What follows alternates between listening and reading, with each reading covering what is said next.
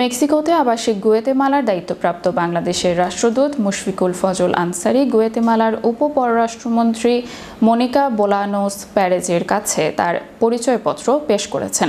মঙ্গলবার এই পরিচয়পত্র পেশ করেন তিনি। পরে অনুষ্ঠিত এক বৈঠকে দুই দেশের দ্বিপাক্ষিক সম্পর্ক আরও গভীর ও সম্প্রসারণের বিষয়ে গুরুত্বারোপ করেন তারা। এ সময় মনিকা প্যারেজ জাতিসংঘ শান্তিরক্ষা কার্যক্রমে বাংলাদেশের গুরুত্বপূর্ণ অবদানের প্রশংসা করেন। মুশফিক প্রস্তাব করেন যে একটি গুয়েতেমালার ব্যবসায়ী প্রতিনিধি দল বাংলাদেশ সফর করতে পারে, যেখানে তৈরি পোশাক, ওষুধ, চামড়া ও পাটজাত দ্রব্যসহ বাংলাদেশের প্রতিযোগিতামূলক খাতগুলোতে বিনিয়োগ ও বাণিজ্যের সম্ভাবনা অন্বেষণ করা হবে।